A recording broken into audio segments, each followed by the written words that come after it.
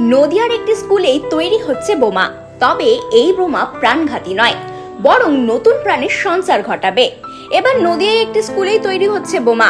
কি অবাক হচ্ছেন তো? প্রাণঘাতী কিভাবে বোমা না হয়ে প্রাণের সঞ্চার ঘটাবে? না, এটাই সত্যি। তবে বোমা যেমন তেমন বোমা নয়, বীজ বোমা। কি ভাবছেন তো, বীজ বোমা আবার কি? তবে শুনুন বিস্তারিত। সচরাচর আমরা বোমা বলতে প্রথমেই আটকে উঠি, তবে স্কুলে বোমা তৈরি হচ্ছে শুনে ভয় পাওয়ার কিছু নেই। এই বোমা প্রাণঘাতী নয়, এই বোমা নতুন প্রাণের জন্ম দেয়। বীজ থেকে তৈরি হয় গাছ। পরিবেশ বাঁচাতে অভিনব উদ্যোগ রানাঘাটের স্কুলের। এই স্কুলে তৈরি হচ্ছে সিড ব্যাংক, সেখান থেকেই তৈরি হচ্ছে বীজ বোমা।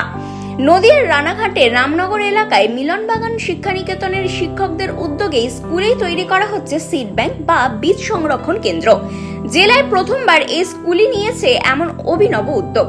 স্কুলের ছাত্রছাত্রীরা খেলার মধ্য দিয়ে বীজ বোমা প্রকৃতির কোলে ছড়িয়ে দিচ্ছে।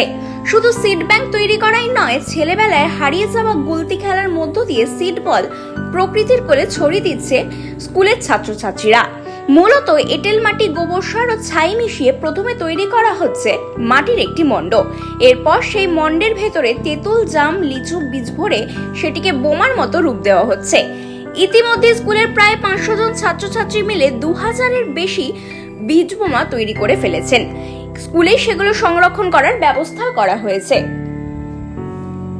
রানাঘাট থেকে মলয়দের রিপোর্ট, ডেইলি নিউজ।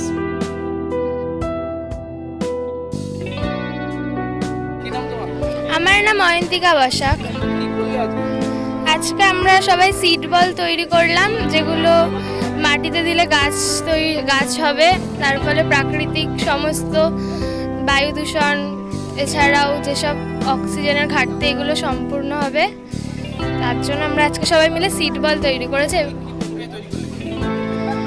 এঁটেল মাটি প্রথমে গোল করে তার মধ্যে একটা ছিদ্র করে, তারপর তেঁতুল বীজ, কুল বীজ, নানা রকমের বীজগুলো দিয়ে মাটি দিয়ে ঢেকে গোল করে, তারপরে গুলটিসের মাধ্যমে বা হাত দিয়ে ছুঁড়ে ছুঁড়ে নানা দূরে দূরে জায়গায় পাঠালাম।